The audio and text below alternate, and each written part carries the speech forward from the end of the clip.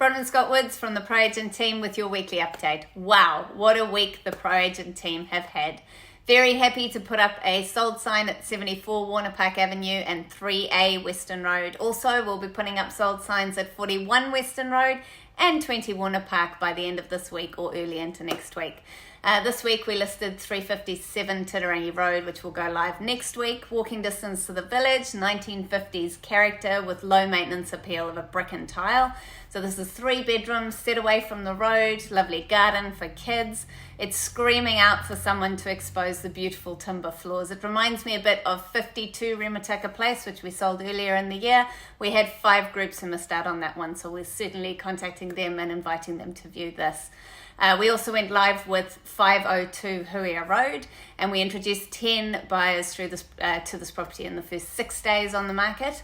We're working with a couple of buyers who are showing interest already, and we'll be getting them ready for the deadline on the 3rd of May. Such a stunning property and so beautifully presented, and also a big thumbs up for Bradley and Jeremy for their outstanding videos and photos for this property. We also presented an offer on East Glen Road, and we're currently under negotiations on that. So a bit about the market. We've looked at a few different elements over the past couple of videos, but basically we're in a time of uncertainty and unpredictability in the current economic and business environment. So post-pandemic economy is unique, and there are many uncertain factors to play, making it difficult to rely on forecasts. The excess stimulus of economy produced by central banks and governments during pandemic, the big word, has led to shortages of labour and materials, asset price hikes and inflation, and it is unclear how long it will take for these things to unwind.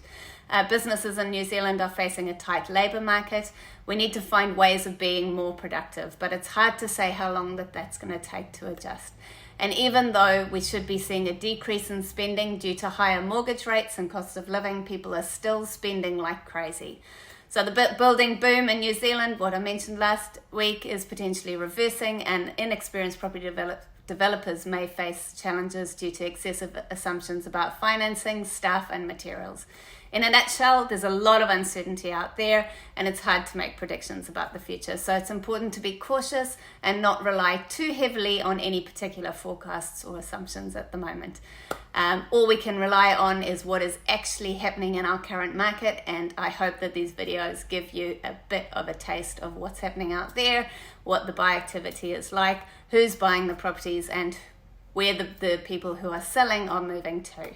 So make sure you keep an eye on these videos, or look at our Learn from the Pros videos, which give you a bit of information about buying and selling in general.